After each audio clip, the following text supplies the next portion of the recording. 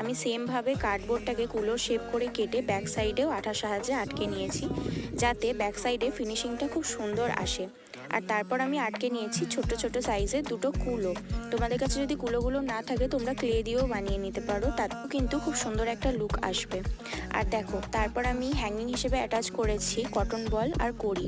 আর cotton বল আর কড়িটাকে আমি attach করেছি আইপিন আর jump ring দিয়ে। বাই দ্য ওয়ে, তোমরা কিন্তু এই জুয়েলারিগুলো আমার কাছ থেকে পারচেস করে নিতে পারবে কাস্টমাইজভাবে। আমি আমার ফেসবুক আর ইনস্টাগ্রামের লিঙ্ক তোমাদেরকে কমেন্ট বক্সে দিয়ে দেবো। তো দেখো, তারপর আমি অ্যাটাচ করে নিয়েছি একটা লাল রঙের লেস। যেহেতু আমি লাল আর হলুদের কম্বিনেশনে বানাচ্ছিলাম, তাই লাল লেসটাই ভালো লাগবে বলে আমার মনে হয়েছে, তাই আমি লালটাই আটকে নিয়েছি আইপিনের সাহায্যে। আর যেখানটায় আমি অ্যাটাচ করেছি সেখানে আমি একটা কটন বলও দিয়েছি, যাতে ফিনিশিংটা ভালো আসে, লুকটা ভালো আসে।